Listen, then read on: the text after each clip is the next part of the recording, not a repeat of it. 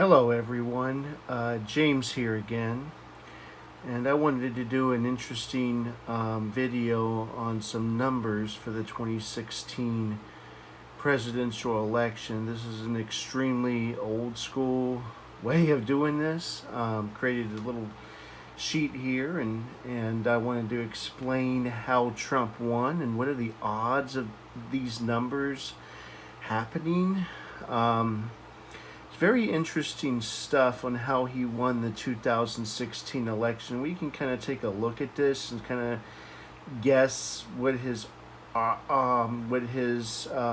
maybe probability of winning in 2020 based on how he won in 2016. So I want to talk about these numbers here. So the first number is total amount of votes that Trump won in 2016. These are all rounded to the nearest thousand for simplicity purposes. So in 2016, Trump got 62,985,000 votes.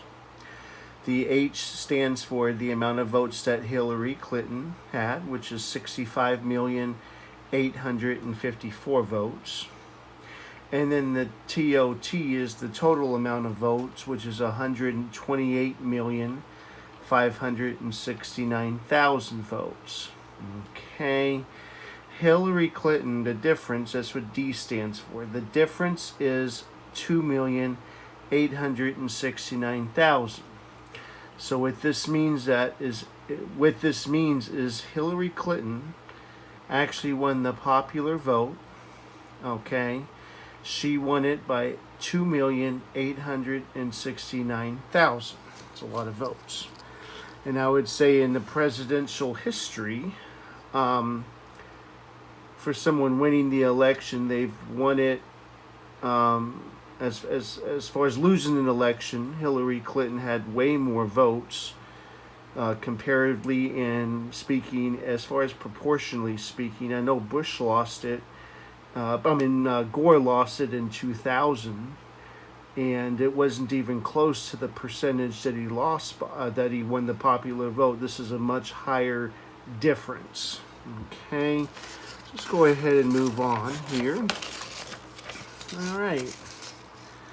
So now, what are these numbers? The first number is called EV, which is the electoral vote. The total amount of electoral votes is 538.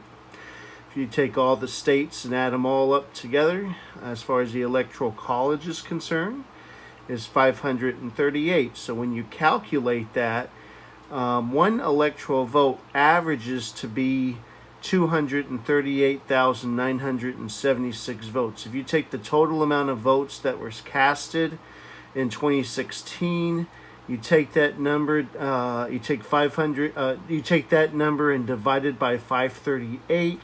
That's the number that you get. That number is kind of important. So when you add, I want to talk about three states in particular because this is how Trump won. Okay, he won Pennsylvania, Michigan, and Wisconsin. Pennsylvania is 20 electoral votes. Michigan is 16 electoral votes, and Wisconsin is 10 electoral votes, and he won them all. And he's got a total, if you add all those three up, it comes to 46. So 46 out of 538 is 8.6%. So what that means is that those three states equals 8.6% of the electoral votes. Okay. The estimated vote, if you want to do it on average, if you take 238,976 multiplied by 46, you get 10,993,000 votes. I'm going to move on here. All right. These numbers are how many votes Trump won by for each state. So he won Pennsylvania by about 45,000 votes. He won Michigan by about 11,000 votes. And he won Wisconsin by about 23,000 votes. If you add all that up, that comes to an approximate 79,000 votes. Okay. 79,000 votes out of a total amount of votes for the entire country equals 0.06%. So that 79, what this means is that 79,000 vote difference that he had in those 3 states equals 0.06. So 0.06% of the total amount of votes that was casted in the entire country. That's what that means. And that number is significant because I'm going to go ahead and turn the page here.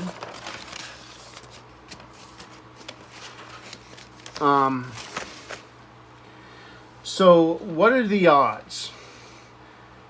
He had 46 electoral votes at 0.06% of the vote difference, percentage-wise, to win 8.6% of the Electoral College. So what this means is that Donald Trump got 8.6% of the Electoral College by only getting 0.06% of the votes. What are the odds? And I actually calculated it in an odds calculator in the computer. It came to 0.7%, or 7 out of 1,000. Okay? And so when you look at it that way, I mean, the odds were stacked against him. The odds were stacked against him to win in 2016. Okay? So I have this little slogan here. That was great campaigning. Can he do it again? You be the judge. I have to tell you, my opinion, it's very difficult to do that again.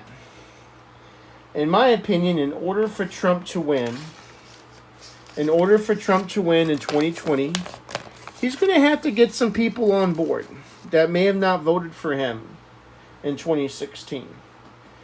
You know, maybe people that never registered to vote, people that voted for Hillary Clinton. I've never met anyone personally that voted for Hillary Clinton that is going to vote for Trump now. Hasn't happened yet. I know one person that never voted and is going to vote for Trump. So the reason why I'm saying this is because, 4 years ago, you take 2016 and now you're in 2020.